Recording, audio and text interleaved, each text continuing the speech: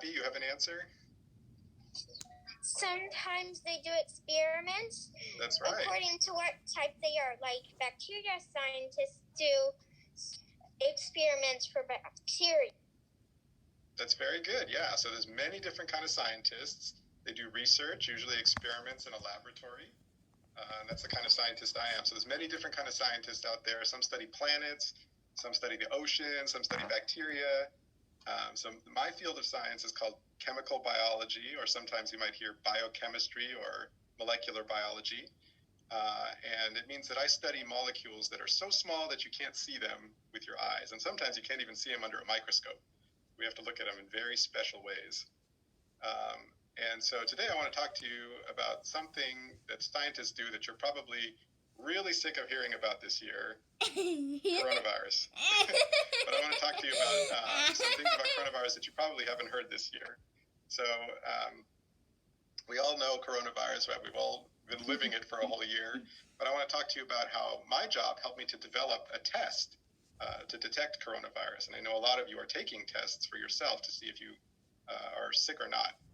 So does anybody know why it's important to have a test against coronavirus? Ian? Because you might have COVID-19, but you don't know. That's right.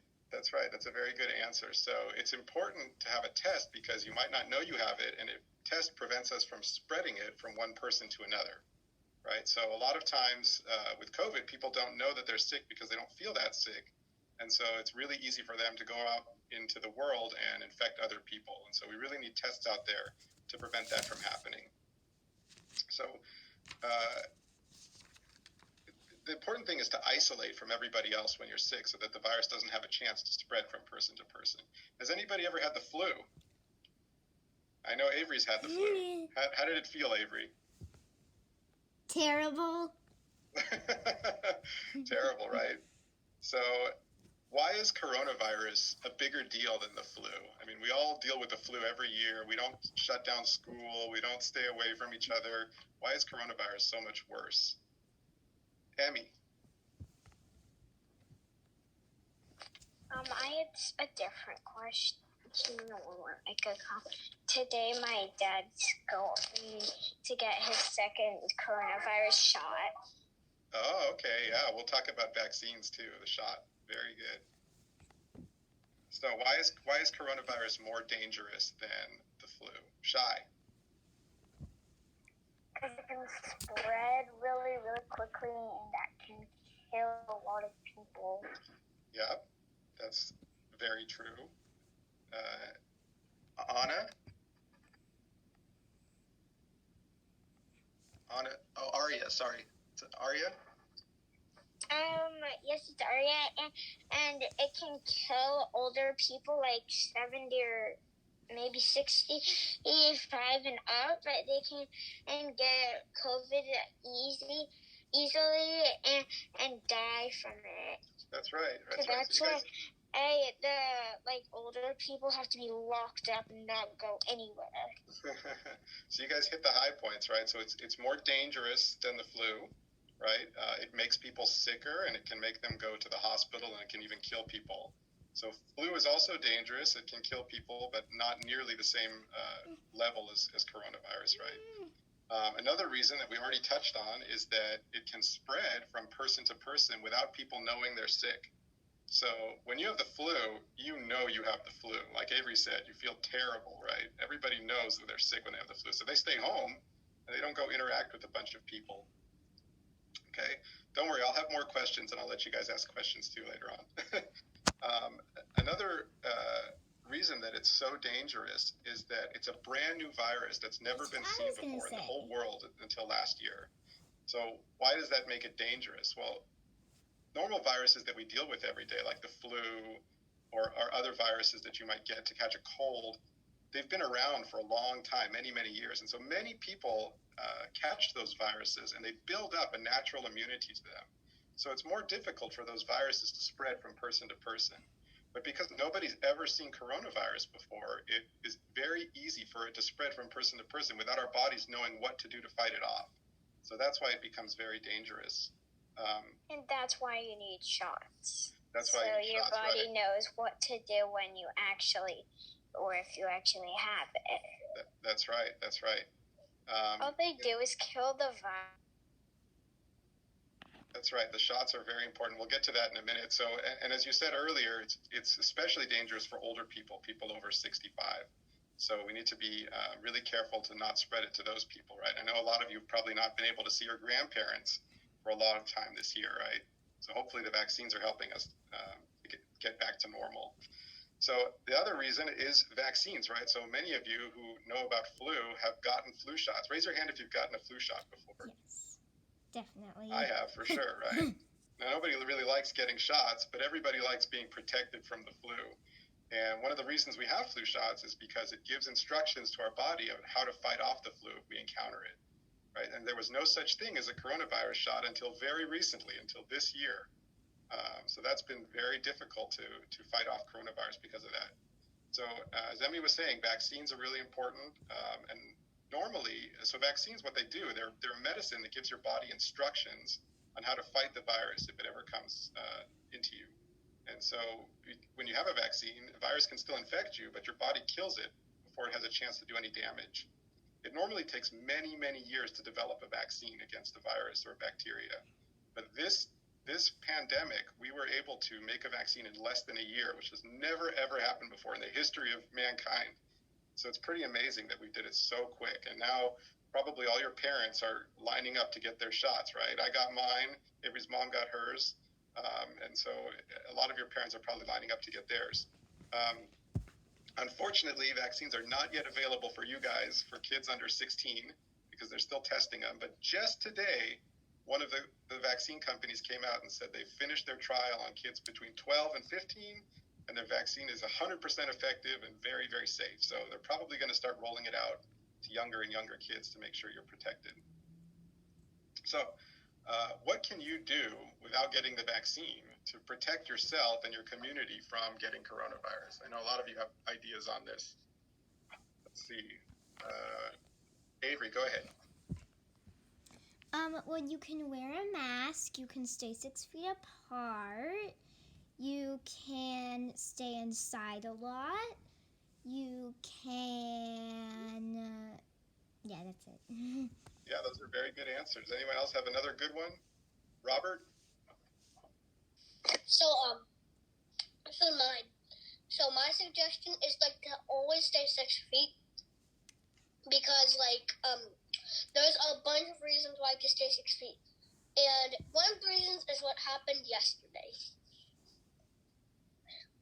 I can tell you the story. So basically it was just a good day, and then we're just eating lunch.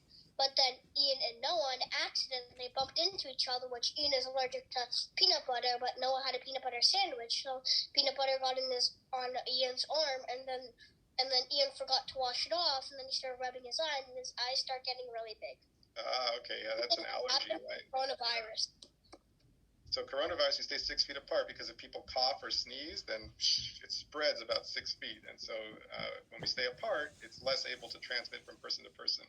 Another thing you guys are doing very often to help yourselves, washing your hands all the time, right? It keeps the coronavirus off your hands, and then if you touch your face, it doesn't get there. So that's absolutely right. Those are all the things that you can do. So other things you can do, get vaccinated, obviously. You guys can't do that, but the more adults that get vaccinated, the more that everybody's protected. And then the last thing is regular COVID testing, right? And so this is where I come in with my jobs. So back in February of 2020, this was last year, before the schools got shut down, before we were told to stay home, scientists all around the world saw what was going on, and we realized something bad is coming. We knew the pandemic was coming because we saw what was happening in China. Does anybody know what pandemic means? It's a word you've probably heard before. Let's see. Noah. A pandemic is like a virus, but it spreads. Yeah, it spreads. So a pandemic means it's a disease that spreads throughout the world very quickly, where a lot of people are sick all around the world. So you might have also heard the word epidemic. That means where a small group or even a larger group are infected and getting sick. but pandemic means around the entire world.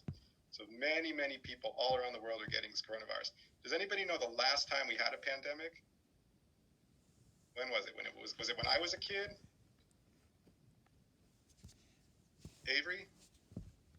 It was the 1918 flu. That's exactly right. 1918 flu, over 100 years ago, was the last time we had a pandemic. So this is really a once-in-a-lifetime thing for people. Most people who were alive back then, there's probably very few people who are alive now that experienced two pandemics. So the company that I work for is in the business of making tests for different diseases. We make tests for flu. We make tests for a virus called RSV. We make tests for strep throat. Have anybody ever had strep throat? And you get a little swab back in your throat, and then you get tested for it, right? So we make those tests. And the way we knew already how to make tests for viruses and bacteria, but normally it takes 1.5 to 2 years to really develop a test to go out to the public. So back in February of last year, our company came to us and they said, and the President of the United States said, you need to do this now. And so we were given 30 days to make a test instead of 2 years. And so while everybody was staying home and you guys were all home from school, all of us at this company were coming to work 7 days a week for 12 to 15 hours a day trying to make this test. And which was great for traffic because there's no cars on the road. But we had to work really hard to make sure that we could get something as fast as possible. So how do we make a test? Does anybody know what DNA is? Has anybody ever heard DNA? Max.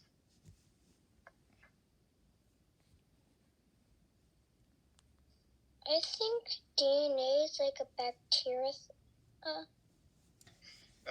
No, it's not a bacteria. Abby? It's a part of the human body. Yeah, it's part of the human body, and it's basically a set of instructions that tells our bodies how to make everything in our body. Does anybody know what DNA stands for? It's a big word. Nobody? I'm not surprised. It's pretty tough.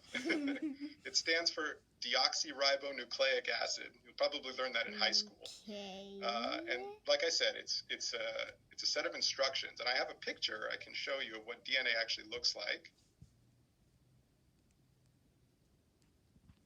So, Oh, he knows how to say. can everybody see that picture? Yes.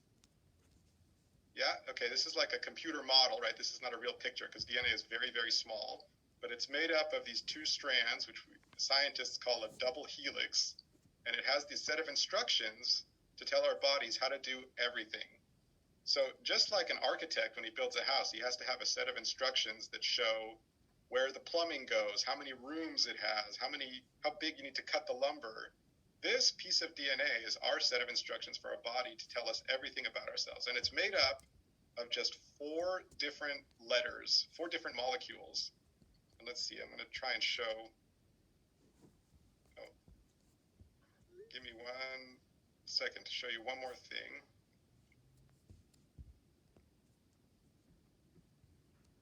Okay, can you guys see those molecules? That's what DNA is made of. So it's these 4 different molecules, which we call A, G, C, and T. And that makes up everything in our bodies. And the order of those molecules gives the instructions to our bodies on how to make everything. It tells us what color our eyes are going to be, how tall we're going to be, how to make a heart, how to make lungs, how do they function. Everything is made by those 4 molecules. Isn't that amazing? It's just the order of them that makes us different. Now, every single cell in your body has that blueprint in it. And those letters, you have about 5 billion letters within every cell in your body that tells you what to do, which is pretty cool. And everybody's unique, which is why nobody looks the same, right? Everybody has slightly different DNA. But even though everybody looks different, your DNA is almost exactly the same as the person's DNA next to you.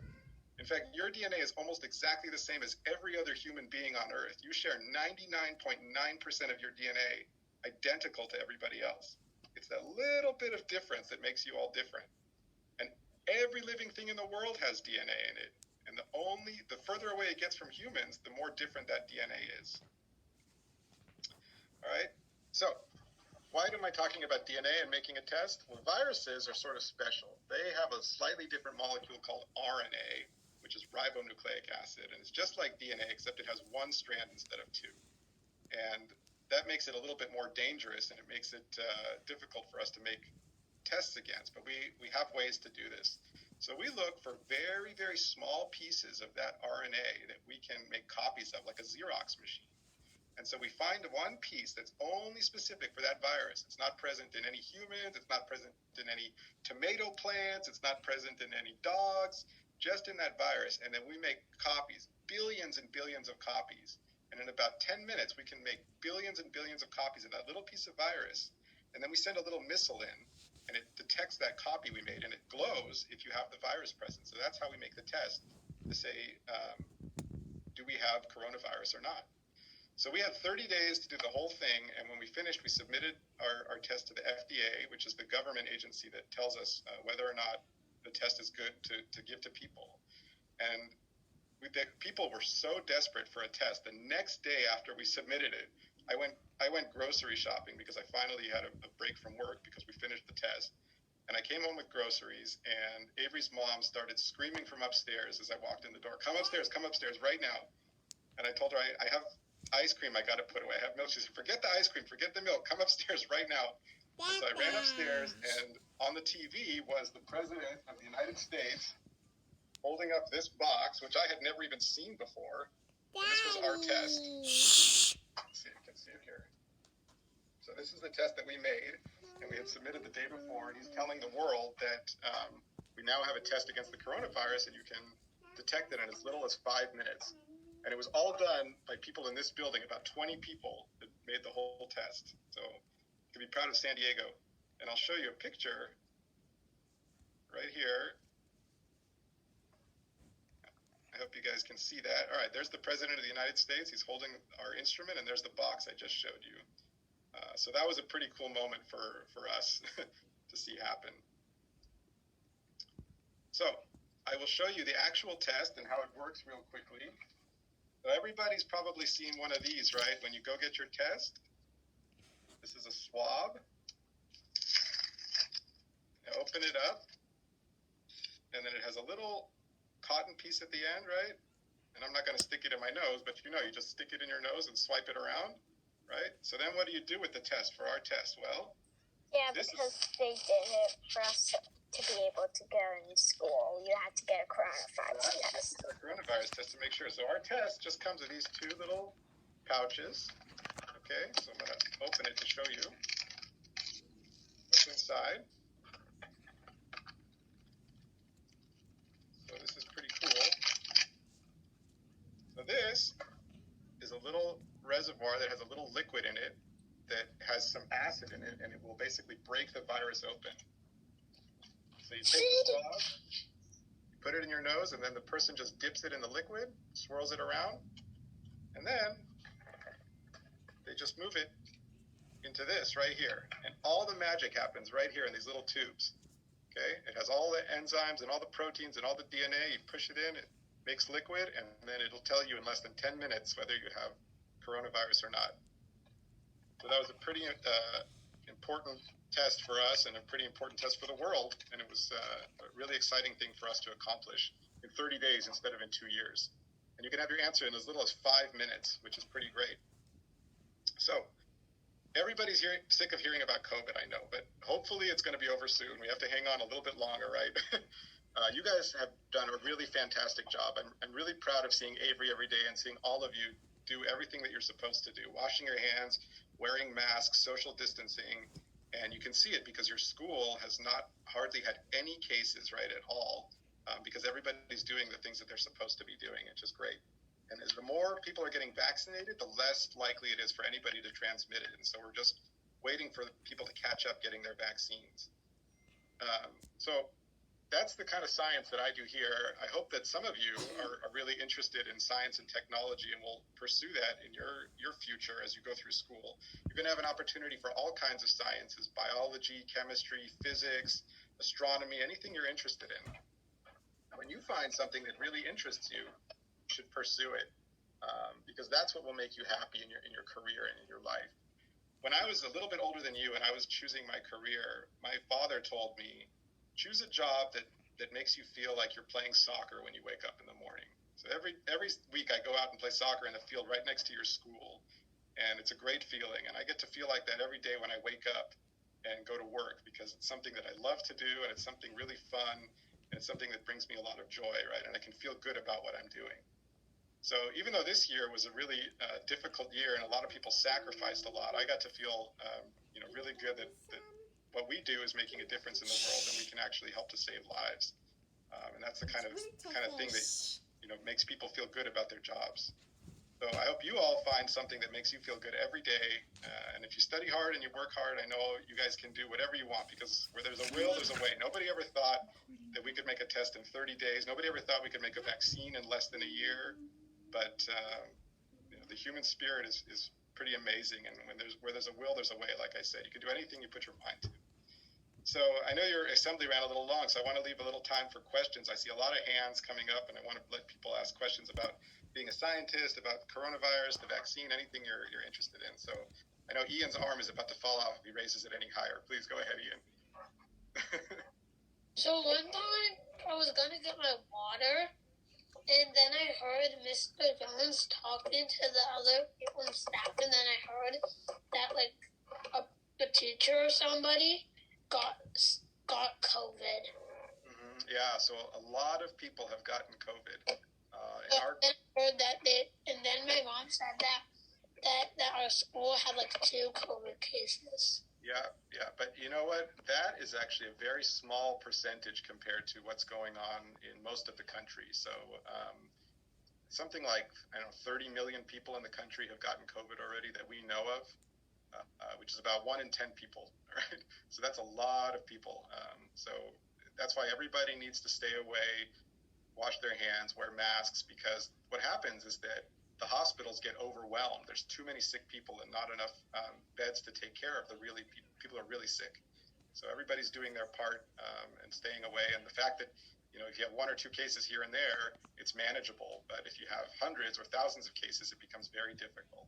So you guys are doing a great job. Emmy, you have another question? And I was doing it for a very long time. And one of the things is that, so my dad bought this Atom set for my older brother, but he didn't use it. So my other brother and I would take turns making things with atoms. Okay. Different atoms. Like chemistry, right? Yeah.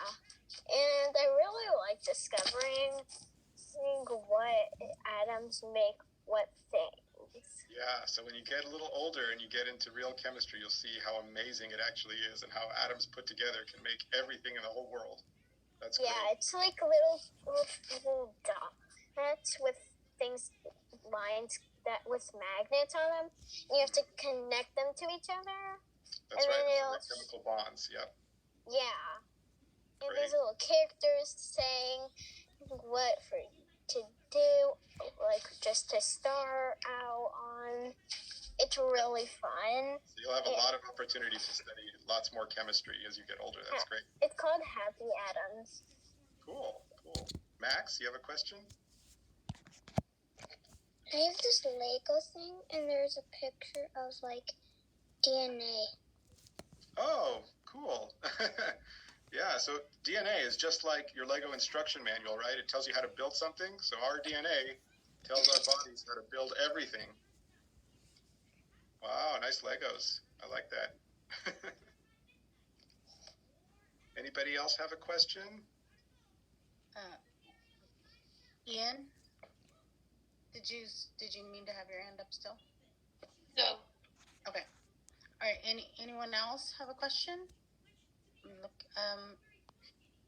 Noah. So when you're talking about the DNA, how all humans only have 0.1% difference in our DNA, even though we're so different on the outside?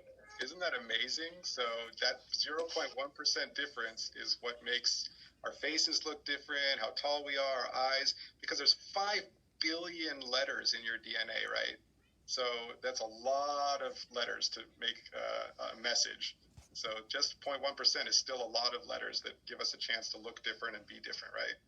And we pass our genes through from our parents to our kids. So that's why you look like your parents, because you take some from your dad and some from your mom, and their genes come together, and just that little bit of difference makes everybody. That's why my hair looks exactly like my mom's hair. There you go. There you go. Literally, it exactly looks like it. All right. Well, I think it's almost going to be their recess. So thank you so much, Dr. Kaltrat. You did a My great pleasure. job. It was such a big surprise. I didn't know you were a scientist, so that was a real big treat for us. Yay! I'm glad. We are so happy. Yay! And My I'm pleasure. happy Thank that, you. and I'm really happy that you and before it got worse, I used to go to Avery's house for my Wednesdays. That's right. That's right. Yeah. So you guys are doing a great job. Keep up all the things you're supposed to be doing. And if parents are following the numbers, you're following the numbers, you see they're coming down. Everybody's doing a great job. As the vaccines go up, things will get better and better, and we're going to get back to normal life soon. Oh, good. That's good news. All right, everyone, let's give a big, we could show a big thank you or a round of applause. All right, thank you so much. We appreciate it. Bye, Daddy. All right, everyone, see you back here at 9:40 after recess. 9:40. Bye.